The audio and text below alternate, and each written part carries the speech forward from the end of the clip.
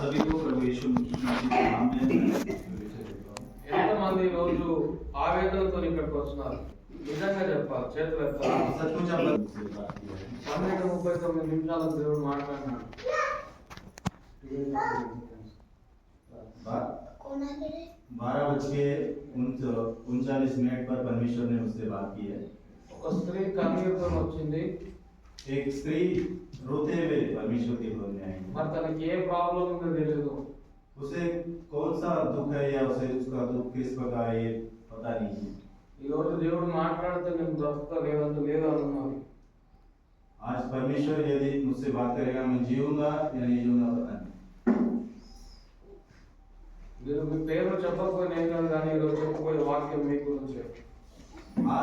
आज आप अपना नाम यहाँ पर नहीं बताएंगे कोई बात नहीं, लेकिन आज का वचन आपके लिए है। హల్లెలూయా. ఎంతమంది ఆర్థిక సమస్యలతో అప్పుల బాధలతో ఇక్కడికి వచ్చినారు? कितने लोग आर्थिक समस्याओं से कर्ज बाजारी है? यहाँ पर कितने लोग ऐसे? నా భర్త మారట్లేదు, यहाँ पर कितने लोग हैं जो कहते हैं कि मेरा पति सुधर नहीं रहा है, నా కుటుంబం మారట్లేదు, मेरा कुटुंब बदल नहीं रहा, నా పరిస్థితి ఇంతేనా, मेरी परिस्थिति क्या इतनी है, ఎప్పుడు నా జీవితం మారదా क्या मेरा जीवन नहीं बदलेगा? అని అనుకుంటున్నావా? यदि हम ऐसा सोचते हैं तो దేవుడు నీతో ఈ రోజు నేరుగా మాట్లాడుతున్నాడు. आज परमेश्वर आपके लिए बात कर रहा है। నీ దుఃఖ దినములు ఈ రోజు సమాప్తం అవబోతున్నాయి. आपके दुख के दिन आज समाप्त होने जा रहे हैं। నువ్వు అనుకుంటున్నావు బయటికి బాహాటంగా కనిపించినా, आप समझ रहे हैं कि बाहर से तो मैं अच्छा भगवान हूँ, కానీ లోపల నీ రహస్యమైన ఏడుపు దేవుడు చూస్తున్నాడు. लेकिन आपके भीतर में जो गहराई से जो दुख है आपका रोना है वो परमेश्वर से दे रहा है। రహస్యంగా ఏడుస్తున్నావు. आप रहस्य से जो अंदर ही अंदर रो रहे हैं, నా కుటుంబం మారట్లేదు, मेरा परिवार नहीं सुधर నా रहा, భర్త మారట్లేదు, मेरा पति नहीं सुधर నా रहा, యొక్క కుమారుడు మారట్లేదు, मेरे बच्चे नहीं सुधर నా रहे, యవనస్తులు మారట్లేదు मेरे जवान नहीं सुधर रहे, అని నువ్వు ఏడుస్తున్నావు. आप रो रहे हैं। ఇది నిజం. ये सच बात। ఇందులో ఎవరున్నారో తెలియదు, కానీ కంపల్సరీ ఒక వ్యక్తి మాత్రం ఏడుస్తున్నాడు. आप में से कौन है पता नहीं, लेकिन आप में से एक व्यक्ति वो है। హల్లెలూయా. హల్లెలూయా. ఈరోజు ఎంతో మంది వచ్చి బాధతో వచ్చినారు, లోపలికి ఎంటర్ అయిపోయినారు, తిరిగి సంతోషంగా వెళ్ళబోతున్నారు. ఆమేన్.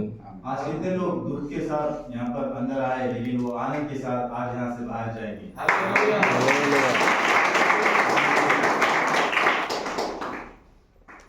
సమస్త మహిమ దేవునికి చెల్లును గాక.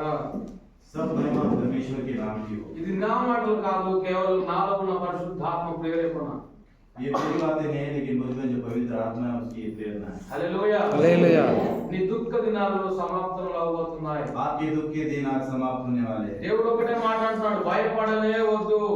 परमेश्वर केवल एक ही बात कह रहा है कि आपको भय नहीं करना है।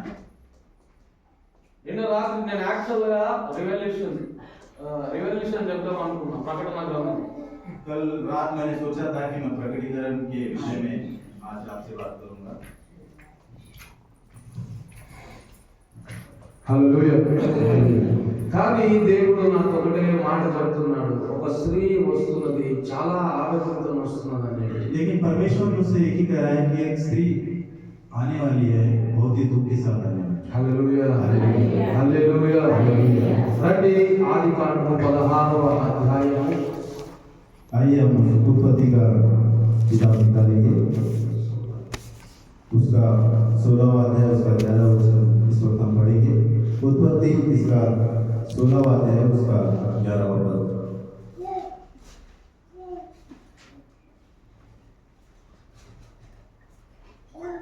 16:8 से पढ़ेंगे।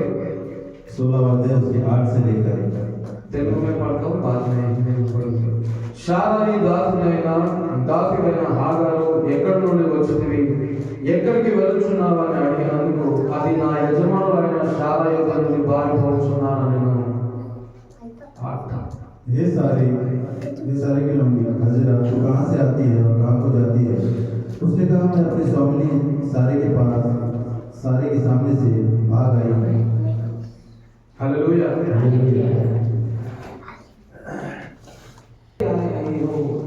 నువ్వు ఎక్కడి నుంచి వస్తున్నావు? आप किधर से आ रहे हो? నేను నా యజమానులైన శారా దగ్గర నుంచి పారిపోతున్నాను. मैं अपने स्वामिनी सारे के पास से भाग कर आई हूँ। కొన్నిసార్లు నీ కుటుంబంలో పరిస్థితులు రావచ్చు, आपके जीवन में कुछ समय परिस्थिति आएगी, కొన్నిసార్లు మీ దుఃఖ దినాలలో పారిపోతూ ఉండవచ్చు. आपके दुख के दिनों में कुछ समय आप हंसते उन दुखों से बातें करते हैं। కానీ ముందుకు చూద్దాం 11వ వచనంలో आगे देखिए 11वें वचन में, మరియు యెహోవా దూత ఇదిగో యెహోవా నీ మొరను వినెను. और यहोवा के दूत ने उससे कहा, देख तू गर्भवती होगी और पुत्र जनेगी, जो उसका नाम इस्माइल रखना, क्योंकि यहोवा ने तेरे दुख का हाल सुन लिया है। నీ యొక్క ప్రార్థన నీ యొక్క మొర విన్నాడు దేవుడు. आपकी ये प्रार्थना परमेश्वर ने सुन ली है। నువ్వు రహస్యంగా చేస్తున్న ప్రార్థన దేవుడు విన్నాడు. आप रहस्य रीति से जो प्रार्थना कर रहे हो, प्रार्थना परमेश्वर ने सुना है। चिंता ये मत, कुछ भी चिंता नहीं रहना चाहिए, क्योंकि आपका जो प्रार्थना आप कर रहे हो वो भगवान ने सुन लिया है। Hallelujah hallelujah hallelujah. హాగారు వెళ్తున్న అరణ్యంలో వెళ్తున్నప్పుడు దూత వచ్చి అడిగింది, ఎక్కడికి వెళ్తున్నావు? हाजिरा तो उधर से भाग के जा रही है स्वामिनी से जंगल में, तो परमेश्वर का दूत पूछता है, तू कहाँ से आई है? నా యజమానురాలు నుండి తప్పించుకొని వెళ్తున్నాను. భయపడకు, యెహోవా నీ మొర విన్నాడు. मत डर, यहोवा ने तेरी प्रार्थना सुन ली है। హల్లెలూయా। हालेलुया। ఇక్కడ పరిస్థితి చాలా మీ అందరికీ తెలుసు. यहाँ पर परिस्थिति क्या है वो सब आपको पता है। శారా అబ్రహాము హాగారు విషయంలో జరిగిన ప్రతి పరిస్థితి మీకు తెలుసు. सारा हाजिरा अब्राहम के विषय में जो भी बातें हुई वो सब आपको पता है। హల్లెలూయా। हालेलुया। కానీ ఒక మాట ఇక్కడ చాలా చక్కగా నా యెహోవా నీ మొర వినెను. लेकिन यहाँ पर एक बात स्पष्ट रीति से लिखी है कि यहोवा ने तेरी प्रार्थना सुन ली है। हालेलुया। हालेलुया। कितने लोग मान रहे हैं? एक बार हाथ उठाइए। हालेलुया। कि भगवान मेरा जो प्रार्थना है वो सुन लिया, और कितने लोग मान रहे हो? Hallelujah hallelujah. इधर कोई लोग फाइनेंशियल से आए हुए हैं, कोई लोग रहस्य में ఏడుస్తూ వచ్చిన వాళ్ళు ఉన్నారు. क्या इधर कोई रहस्य से मतलब अंदर ही अंदर रोने वाला कोई व्यक्ति है क्या?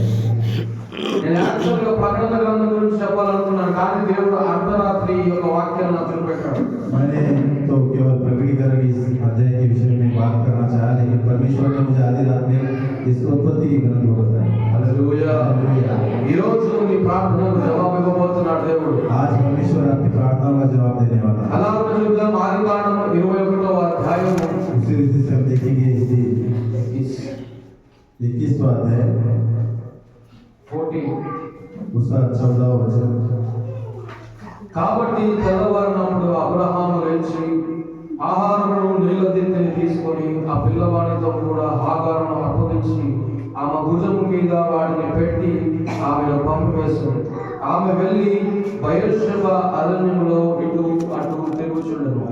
तो इब्राहिम ने बियान को करके उठकर रोटी और पानी से भरी चमड़े की थैली भी हाजिरा को दे दी और उसके कंधे पर रखी और उसके लड़के को भी उससे देकर उसको विदा किया। सो वह चली गई और बेर्शेबा के जंगल में भ्रमण करने लगी। అబ్రహాము హాగారును ఏం చేశాడంట? నీళ్ళ తిత్తిని కొంచెం ఆహారం ఇచ్చి పంపేశాడు. इब्राहिम ने क्या किया है कि हाजिरा को रोटी और पानी